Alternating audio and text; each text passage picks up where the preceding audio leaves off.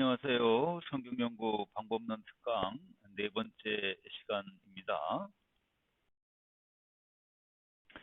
네, 이 시간에 다룰 내용을 소개해 드리겠습니다.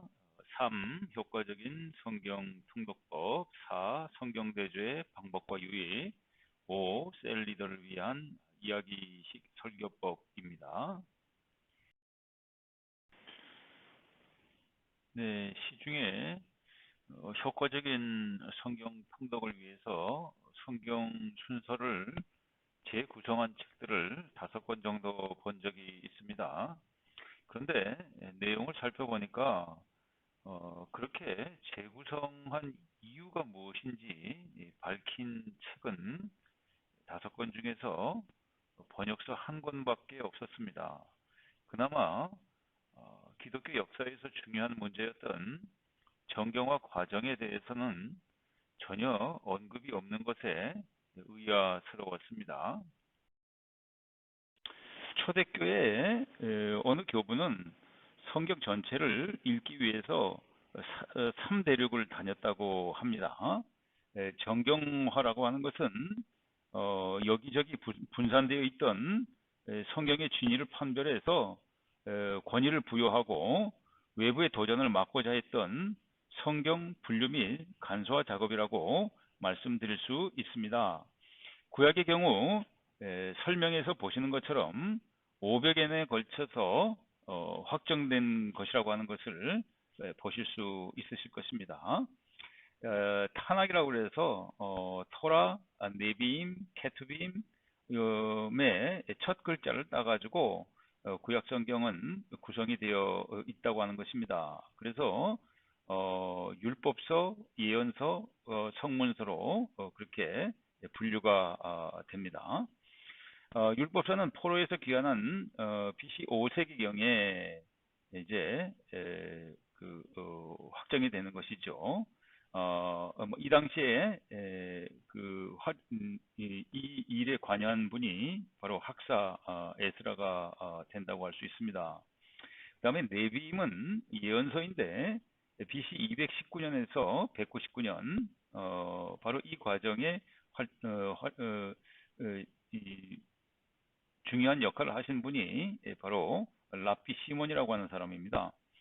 그 다음에 케투빔은 성문서죠.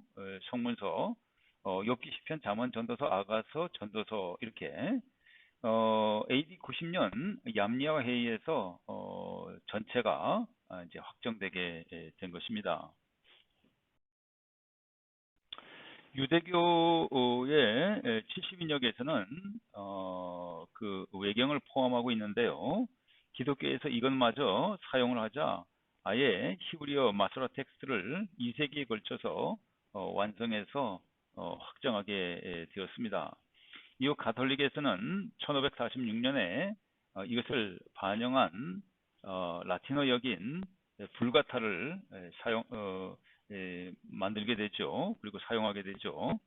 개신교에서는 1534년 루터 독일어 성경의 외경을 부록으로 남겨 주었습니다. 자, 구약의 정경화 과정이 유대교와 기독교 간에 자극이 된 사건이었다면 신약의 정경화 과정은 주로 기독교가 이단 사상의 도전에 대한 응전으로 나온 것입니다. 신약 정경화의 역사를 한번 보십시오.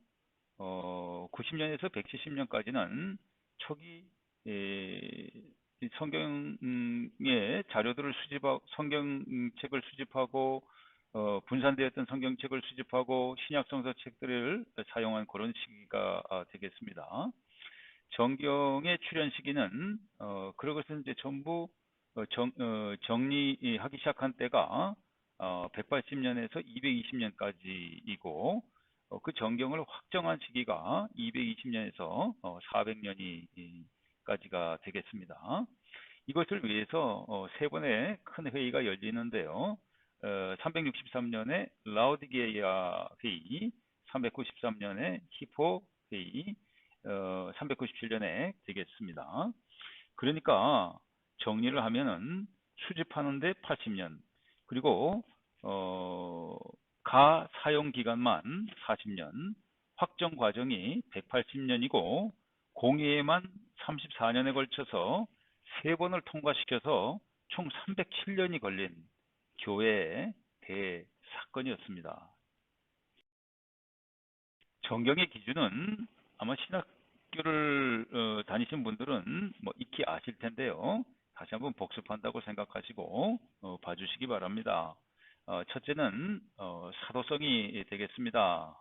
그래서 예수님과 공생의 과정을 함께 나누었던 분들의 책을 우선적인 권위로 인정을 하게 된 것입니다.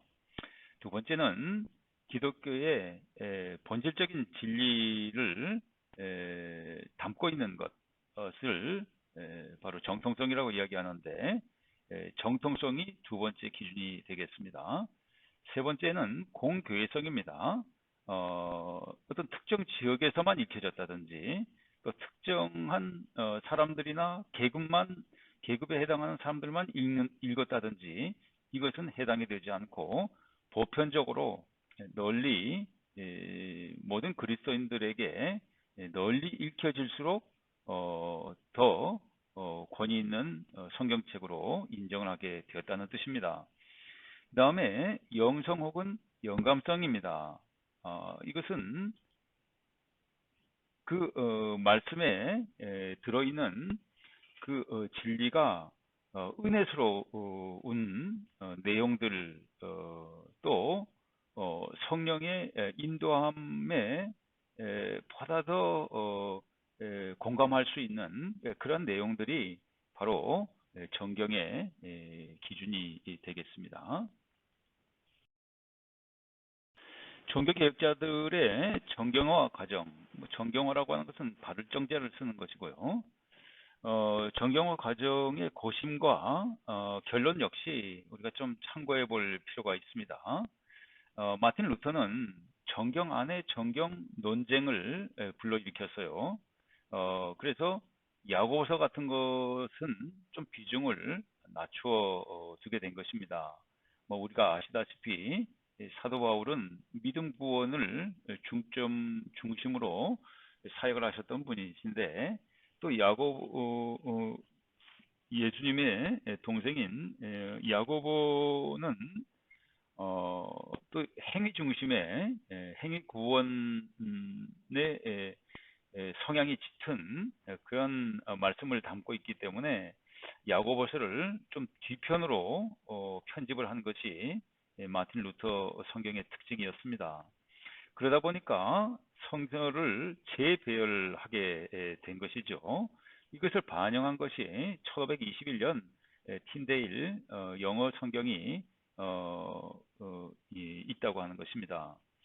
그 다음에 칼빈 성경이죠. 1647년에 웨스트민스터 신앙 고백서에 히브리어 구약과 헬라어 신약이 하나님의 유일한 영감받은 성서, 더 정확히 말씀드리면 저본이라고 해야 될 것입니다. 종교개혁자들의 정경화 과정의 그 고심과 결론에 대해서 말씀을 드렸습니다.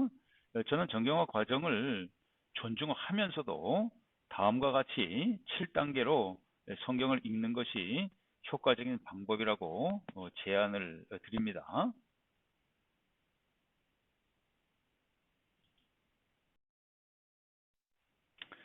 네, 효과적인 통독 순서의 예를 드리겠습니다.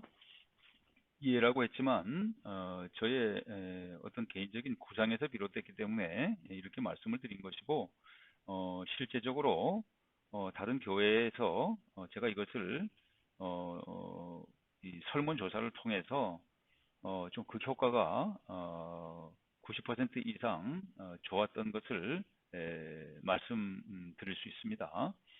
우선 성경을 펼치면 창세기부터 읽기 쉬운데 그렇게 하지 말고 예수님의 복음서부터 먼저 접하시기를 권해드립니다. 사복음서 가운데서도 가장 짧고 먼저 저술된 마가복음을 읽기를 권합니다. 그 다음에는 교회의 역사인 사도행전을 읽으시면 이 교회의 부흥과 또 성장과 또 복음이 땅끝까지 전파되는 그 과정에 대해서 빨리 흥미진진하게 파악을 할 수 있는 장점이 있습니다. 그 다음에 요한계시록인데요. 계시록에 물론 어려운 부분들이 많이 나옵니다. 그렇지만 계시록을 다른 책보다도 먼저 선행해서 읽으셔야 천국과 지옥에 대한 분명한 신앙관을 가질 수가 있게 됩니다. 그 다음에 구약성서인데요. 구약성서는 39권이고 9권이고 그 내용도 상당히 방대합니다. 그런데 그 방대한 내용을 두 권의 책에 담고 있는 것이 바로 역대기 상하서입니다. 여기에는 왕정사도 포함되어 있죠. 그렇지만 또 인류의 처음 시조인 아담에서부터 출발을 하고 있습니다. 물론 족보로 기술이 되어 있죠. 그리고 또 역대기 하서로 가게 되면은 이스라엘 민족의 패망하고 다시 귀환해서 재건한 그러한 내용들, 그리고 구약 시대를 마감하는 그런 내용들까지가 다 포함되어 있어서 이 두 권의 내용이 사실은 구약의 내용을 압축한 책이라고 할 수 있습니다. 그러면 이 다섯 권의 책이 각각 마가복음 16장, 사도행전 28장, 계시록 22장, 66장이 되죠. 역대기 상하 합치면은 각각 29장, 36장 합해서 65장이 됩니다. 그러면 131장, 전체 1189장을 읽기 이전에 131장을 먼저 읽어도 성경의 흐름을 이해하는 데는 전혀 지장이 없다고 할 수 있습니다. 그 다음에 일반 서신을 권유합니다. 물론 바울 서신이 상당히 큰 비중을 차지하고 있긴 합니다. 그러나 일반 서신이 중요한 이유는 그 일반 서신의 경우에 사도 바울보다도 먼저 사명을 감당하신 분들이고, 본래는 사도 바울이 나타나기 전까지는 초대교회에 큰 비중을 차지하고 있던 분들입니다. 그래서 히브리서를 제외하고는 각각의 이름이 붙여져 있지 않습니까? 그래서 야고보라든지 그 다음에 베드로라든지 또 요한, 또 유다, 이렇게 네 분의 이름으로 서신이 들어가 있고, 아까 정경화 때 말씀드린 것처럼 이분들이 다 사도성을 갖추신 분들의 저작이기 때문에 사도 바울보다 시대적으로는 보다 앞서서 사역을 하신 분들입니다. 그래서 이런 분들의 서신을 먼저 읽기를 권하는데, 우선 장수도 상당히 짧기 때문에 성경을 처음 접하시는 분들도 그 짧은 내용을 빠르게 이렇게 읽어 나갈 수가 있어서 도움이 될 것입니다. 그 다음에는 이제 바울 서신을 전체를 쭉 14권이라고 할 수 있겠죠. 읽으시면 되고, 그 다음에 복음서를 집중해서 읽기를 권합니다.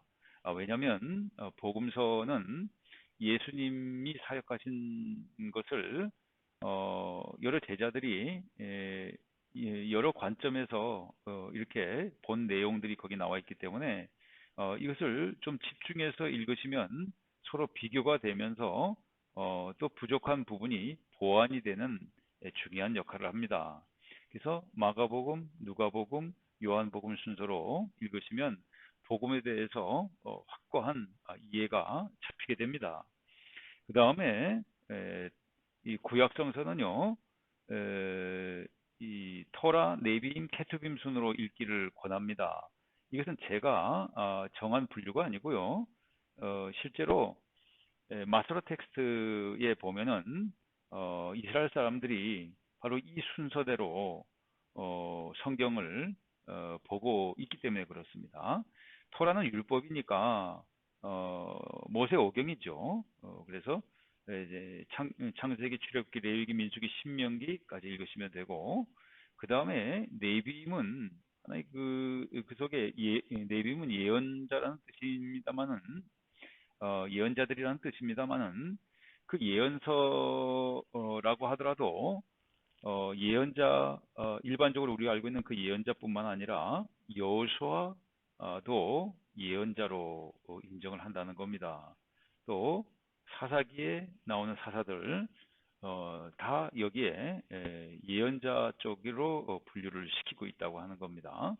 그래서 역사서를 포함한 어, 이, 이 선지자들의 이름이 붙은 그런 책들, 그들 전체 총괄해서 네빔이라고 칭하는 것입니다. 그 다음에 케투빔에 대해서는요, 여기 욥기 시편, 잠언, 전도서, 아가서 이렇게 해놨는데 사실은 부분적으로 성문서로 분류되는 것들이 있습니다. 뭐 룻기도 마찬가지고요.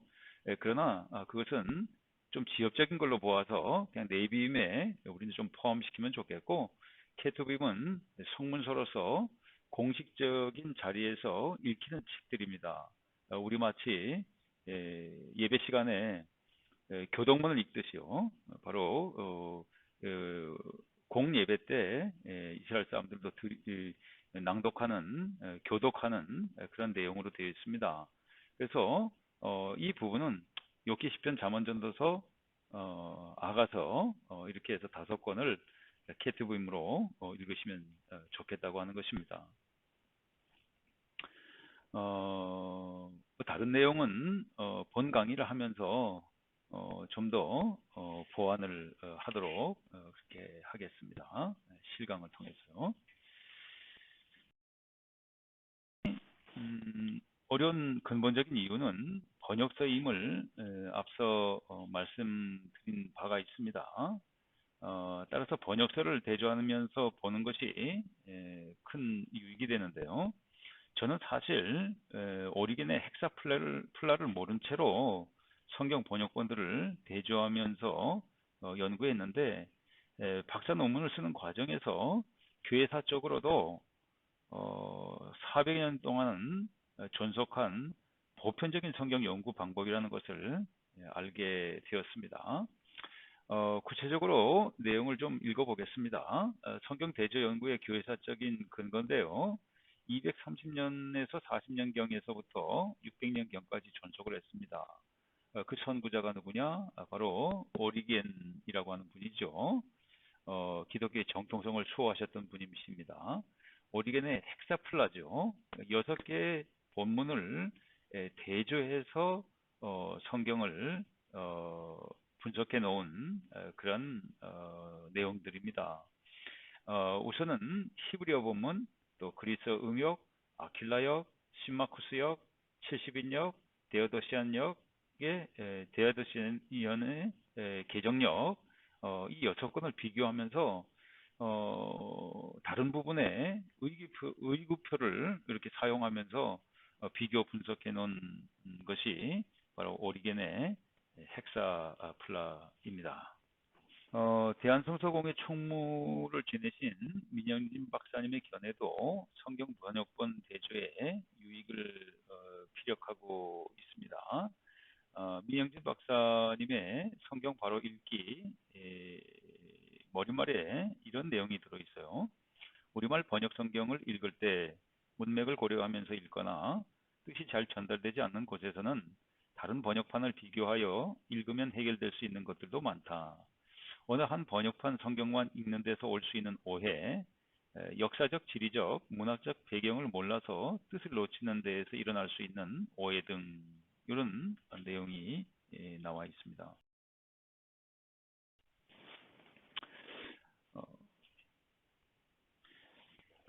열왕기상 20장 34절을 개역, 개혁개정, 공동번역, 표준 세번역, 세번역 등 한글 성경 번역본 5가지를 대조한 것입니다. 아람왕 베나닷을 사로잡았지만 어리석게도 이스라엘 왕 아합이 이 말에 솔깃해서 저의 목숨을 살려주는 장면입니다. 한번 읽어보겠습니다. 개역 성경입니다. 베나다시 왕께 고하되 내 부친이 당신의 부친에게서 빼앗은 모든 성읍을 내가 돌려보내리이다. 또 나의 부친이 사마리아에서 만든 것 같이 당신도 다메섹에서 당신을 위하여 거리를 만드소서.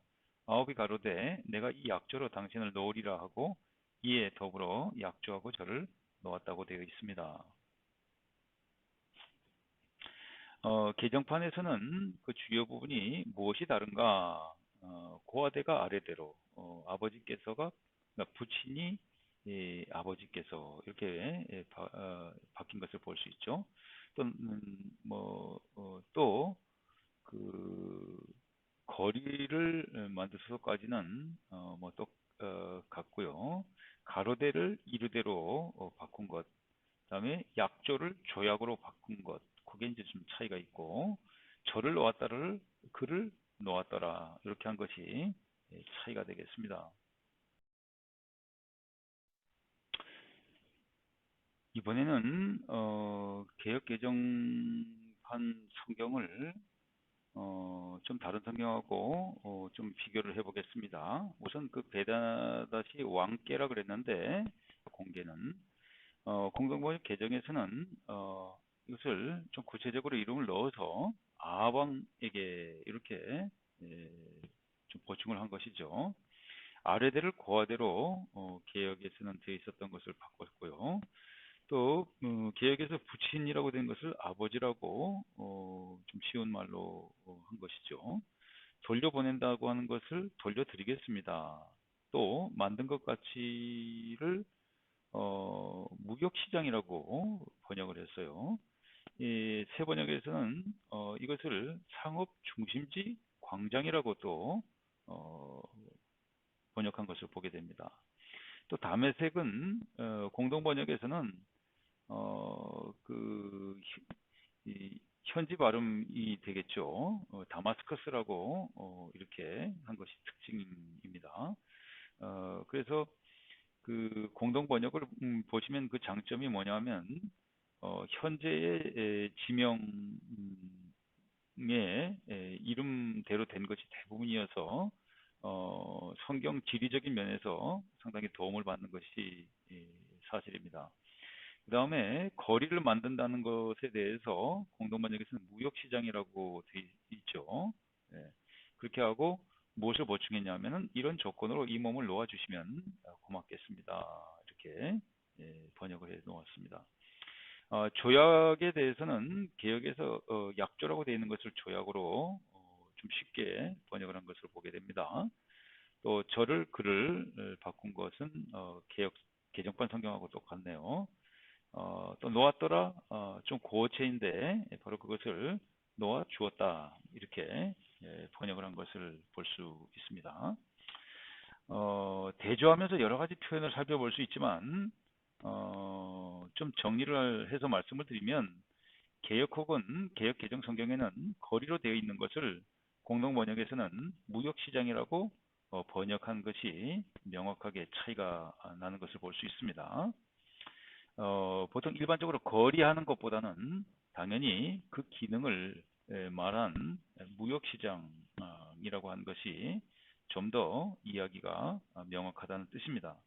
그 외에도 다메섹을 다마스커스 현지 발음으로 이렇게 한 것이 좀 도움이 된다고 하는 것입니다.